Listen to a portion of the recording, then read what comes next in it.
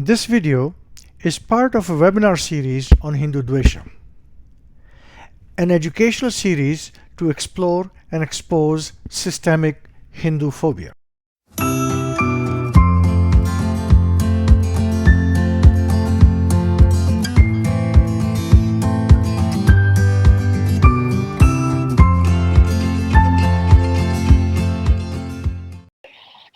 When the war broke out, there was my turn to start high school. I just finished sixth grade and I was about to go for further education. And I was very proud because I was going to go to the same school as my sister did, which was a vocational high school, but not in the sense the vocational high schools are here. My father was an Austrian officer who was imprisoned in Russia for a few years during the First War. And as such, he felt that anybody that needs to function in the world should have some profession which he can execute with their hands. So the language will not be necessary because, as you know, Europe was divided into many different countries and each country had its own language. And he felt that not having as handicap lack of the communication would be a problem. And this school opened was a very, very sophisticated school where all the subjects were taught like any other high school, any exceptional high school, really good ones. But besides that, we learned to be what you would call is a fashion designers. So no matter where we would find out ourselves in the world, we would be able to make a living because we had some profession in our hands. And this was something that was taught at a very, very high, sophisticated level. This was not just, seamstresses. It was fashion design. But that didn't take very long. The strange thing was that we all looked before the war at Germany as a country that, I hate to say it and I hate to make this kind of comparison, but they were the most affiliated, you would compare it most favorably with America, with the liberty, with the education was on an extremely high level. And anybody who had a college degree in our family studied either in Vienna or Berlin, because the schools were superior and the prejudice was much lesser than it was at the time in Poland. To our biggest surprise, when the war started, all of a sudden we heard German footsteps on the in the hallway, and it was my father coming with a German officer. And he said, look what they're talking about, that the Germans will do some harm to us. This is a friend of mine with whom I served in the First War, and we were together in the Russian prison. He is a Viennese man, an Austrian, and he's now in this army, and they will do no harm to us. We learned very fast that that wasn't true.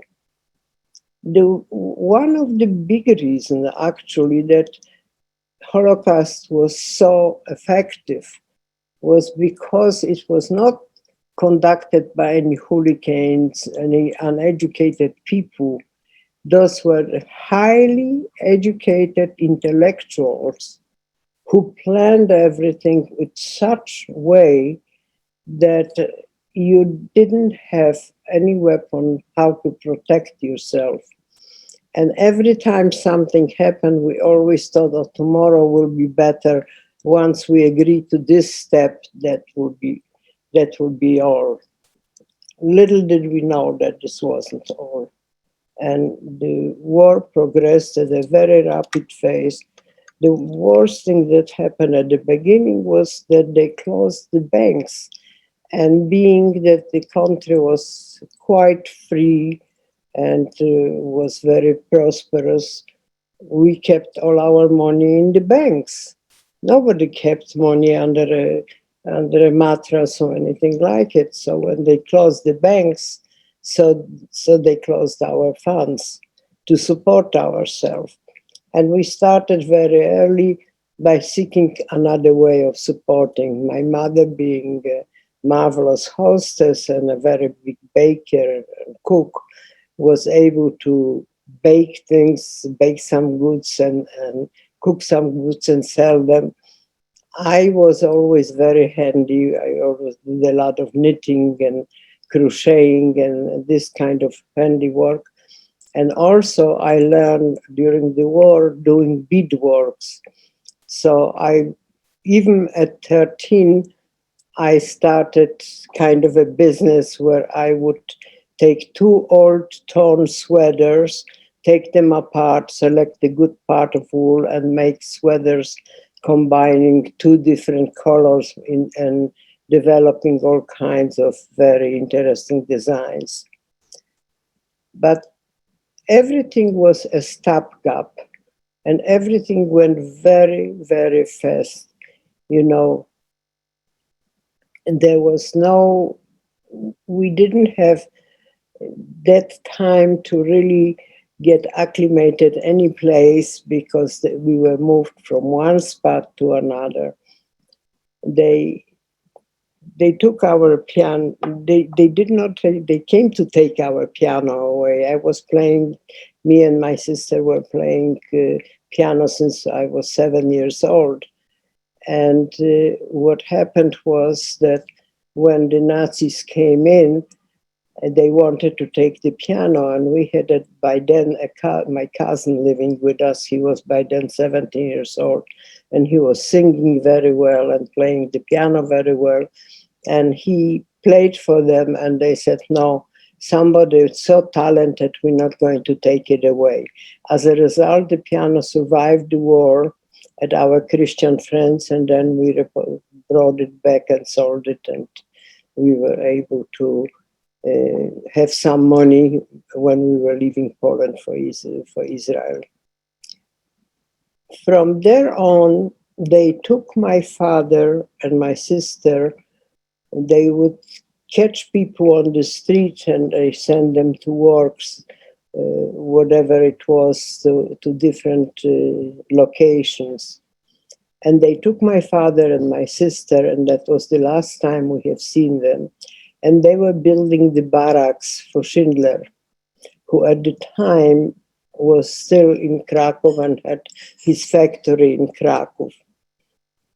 And once they took them, I stayed with my mother, and I wanted a job for my mother because we heard that they will be resettling the ghetto. They will take us all to the concentration camp, to Płaszów. And we were worrying that we would have a crisis and we would have to get to, in order to get into Płaszów, to get into the camp, we had to have an employment. And once they took my father and my sister, I don't know why at that time I was the one who went to the Arbeitsamt, what they call, which was the employment office, and asked for a job for my mother. And luckily she was assigned to the same brush factory that I was working. And a few months passed by after they left, and they announced that they're liquidating the ghetto. And we had to march the few miles from Krakow ghetto to the Płaszów concentration camp. And as we were going from Płaszów, from the ghetto to Płaszów, all of a sudden my mother noticed that she lost her pocketbook with her papers, and her working papers were in it. And that was a tremendous disaster because without it, she could never enter the camp. So we were very afraid that this will be a problem. But luckily, what happened that all of a sudden we heard her name being called by a friend of mine. She found the packet book and looked inside and found my mother's working papers and knew that this meant life and was looking for us to turn it into my mother, which she did, and we were both able to enter the camp. It sounds ridiculous when you think about it, that entering the camp was the big prize, but the point is that at that moment, this was the time that gave us still the right to live. And we entered the camp and started working in the brush factory. And we weren't in the camp for a very long time, less than a year. But during the high holidays, they forbade us to pray or to have any services, any observances. And the brush factory was owned by Hasidic Jews who were very religious, and high holidays came. They took us to the camp in May, and this was in October when the high holidays came. And they insisted that they're not going to be working and that they will openly pray. And they brought their praying shawls. But our barracks were very low, and you could see through the windows what was going on inside, because they weren't all ready to enter the camp so easily, because they were very much worried, they didn't want the contamination, whatever it was. But spotting the people praying in the prayer shawls prompted them to enter the brush factory. And there was a tremendous slaughter. They killed few people and they were beating very badly few people. Among the people who was receiving a very big beating was a young groom who probably was late teenager, and his wife, wanting to protect him, was trying to come to his rescue.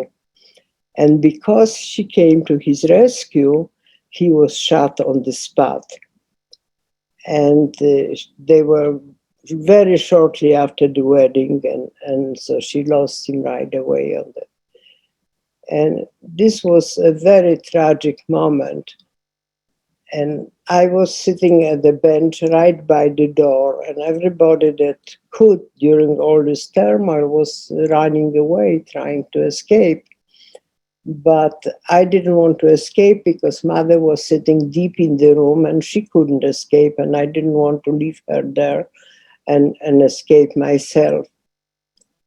And I heard that one of the people who did the shooting stopped behind me, and then I heard a click, thinking that probably he took a cigarette after shooting people to kind of relax. And I didn't say one word, and my mother, I saw she was absolutely white like a chalk and didn't react to anything, didn't say one word, and I couldn't quite understand what was going on. And it showed up that he stood behind my head. He pulled out the gun, put it to my head, ready to shoot me. And because nobody reacted, he came to conclusion that this wasn't worth his bullet in the gun, and he left without shooting me. But we had to work and we had to witness all kinds of atrocities.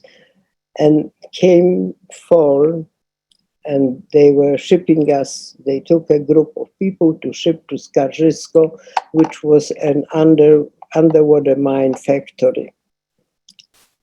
I was at first working at what they call the grenades. We were putting the AT&T into grenades, which was fairly decent job because me and a friend of mine, Mala Sperling, who lives in Warren, New Jersey, in Clark, New Jersey, We were assigned to heat the paraffin that kept the AT&T in place. And it looked like we had a fairly decent job because we were in a warm spot while everybody was working with all the doors and windows, everything open. So we thought that we are pretty safe and it's pretty good, but this was just an illusion. Because shortly after, one of the SS people came in and grabbed me and shipped me out to another area where they were doing underwater mines. The underwater mine were made from picric acid, which was extremely poisonous. And like anybody else who was working with that material, I got very ill. My lungs were affected and it became very dangerous for me to work. When the time has come that they were going to ship us from there to Germany because in the meantime the Russian forces were coming toward Poland and they were stationed not very far away from us. And we heard that we are going to be shipped, and everybody was very, very distressed about it. And I was at the time at the hospital, and there was a Jewish policeman who was leading a group of Nazis to come and take everybody from the barrack and send us all on a shooting range. He knew me because he met me when I first arrived at the camp, and we always had very big conversation because he was assistant commandant of the camp, and I considered that he had very privileged existence, which he did. He had better supply of food, and he had decent clothes and decent housing.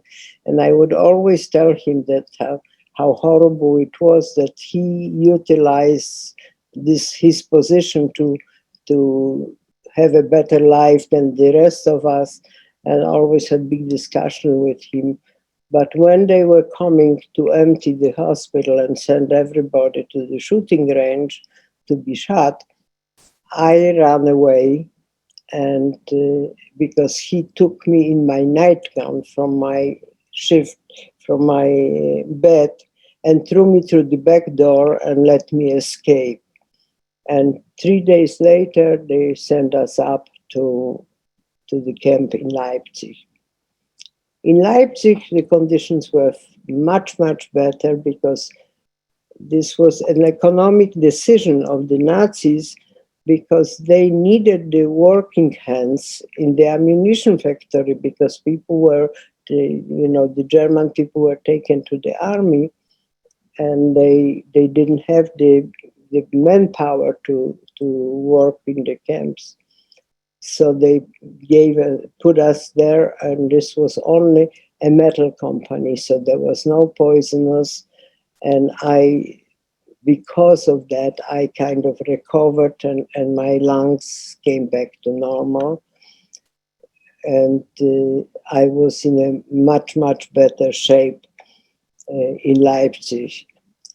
But when the war ended, we were assigned to a very, very, before the war ended, we were shipped out of Leipzig, what we call the Death March, because they took us on a march for quite a long time. I don't know what was 1 or 2 weeks. I don't. Time didn't mean anything to us. And they were marching us almost like in circles because they felt that this way it gave them a protection from going to the front line. And finally, one day, they decided to abandon us in a barn. That was the first time that we were allowed not to march through the night and could lay down and relax.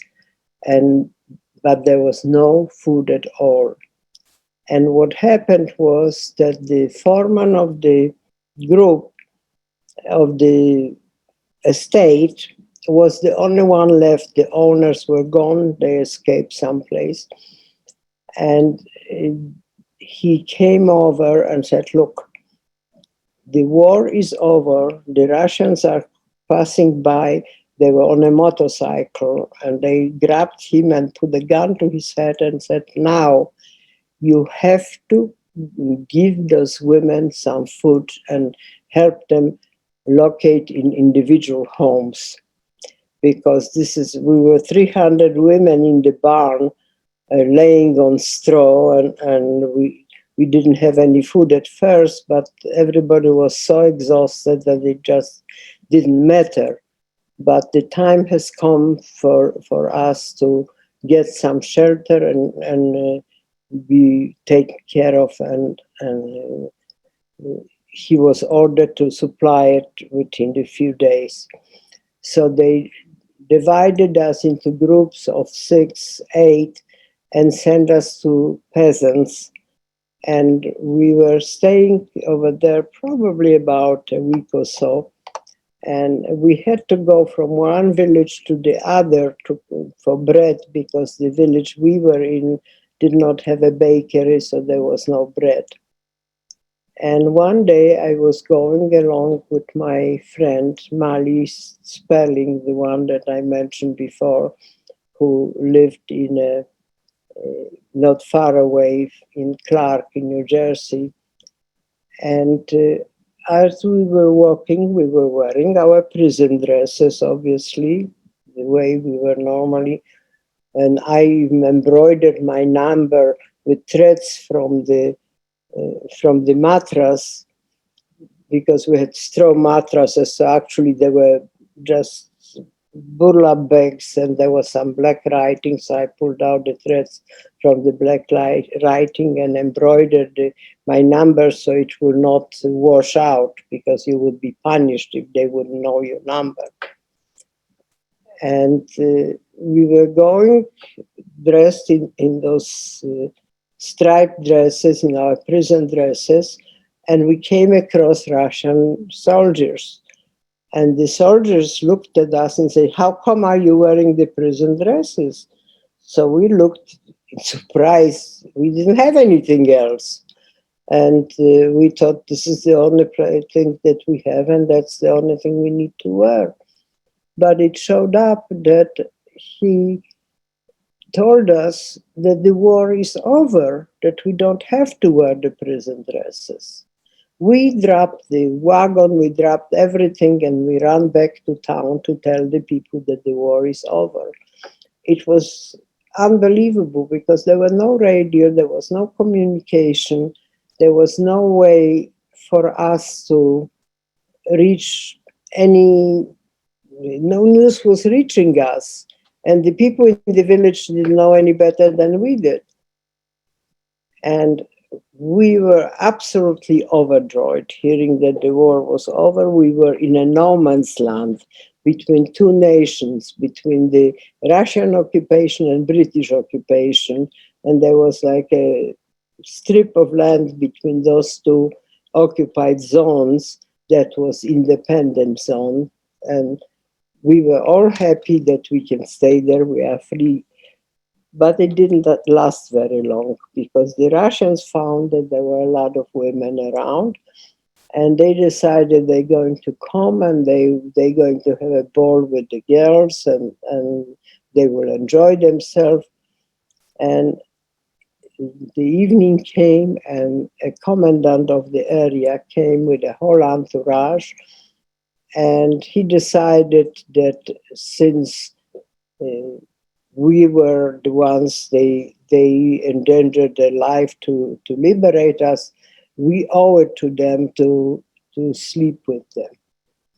And I was at the time 18 years old, and I was with my mother, and I wasn't going to sleep with a Russian officer just in front of my mother like that. This was awful. So I got him very, very drunk, and he brought a big diamond that he wrapped from a German home, and was ready to present me with the diamond as a reward. And one of the other women, who I thought was an old woman, she was probably in her late 20s, and she saw the big diamond and decided that she wanted. And I can't blame her because we didn't have penny to our name and we didn't have anything to get out from there. This was the only kind of a thread of some possession. So she did sleep with him. In the morning, she got up and started yelling at me that because of me, he raped her. He never raped her, but that was her saving her face that way. But by noon, there was a doctor who was in his entourage, a Jewish doctor, and he came running and brought two valises, one for my mother and one for me. And he must have been a married man because he had each one of the valises had clothes for all the 4 seasons. They weren't enormous valises, but at least some clothes that we wouldn't have to work in our prison dresses. And he said, you better get out of here immediately because he's planning to come tonight with vengeance because you know what you did to him.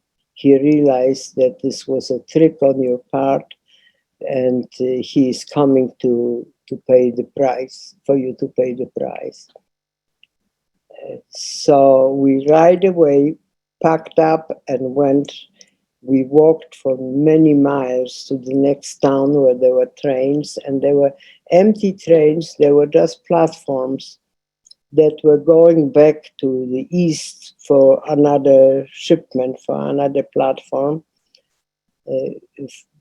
because that's how they were transporting things from Russia for the soldiers to have food and to have weapons or whatever was needed. And we boarded that plane. Obviously, there was no payments. Everything was free. Everything was, you just hopped on it and you went. And we went right away and went in the direction of Poland, trying to see who from the family survived. I did not learn that my sister was killed for a number of years later.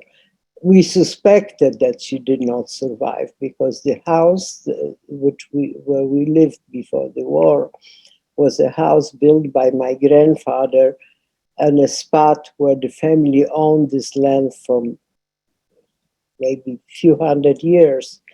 And we knew that if anybody survived from the family, this is where they will all come and they will all look for each other. And we never heard anything either from my mother or from my father or from my sister. My father, we found out quite soon after that he went together with another friend to Auschwitz, and he was executed in the crematoria in Auschwitz. My sister, as I said, we didn't find out for a number of years that she was one of the last victims of the Holocaust. There was a camp by the seashore, Stutthof, and when the front was progressing, they loaded all the women on a ship and they sank the ship in the Baltic Sea. They supposedly were trying to bring them to Sweden to get some medical help, but they never made it. But that I didn't find out for maybe almost 10 years after the war, because I couldn't track down at all any place, anybody who would know anything about my sister. But I survived with my mother, and I was very grateful that we were together and that there was somebody that I had to my name, which was very rare in those things because people were really killed left and right, and very frequently, like my friend Mali, she survived with absolutely nobody, nobody from her immediate family. She had only one cousin who was born in America during the war, but otherwise she didn't have anybody. So we right away packed up and we tried to settle in Krakow. We we were living originally in the center of town, and we had a beautiful apartment in the house that my grandfather built. And we were hoping that we might be able to stay there. But the people whom we gave the apartment when they had to go west during the war would not let us in because they didn't want to live with anybody else. They wanted the apartment to themselves. And we were too tired, and mother was very ill. She was in the hospital. She had very badly injured legs. And we decided we're not going to fight, and they assigned us to a little one bedroom in a courtyard of a building that was rat infested, and we didn't pay any attention. That was good enough as long as we had a head over our head.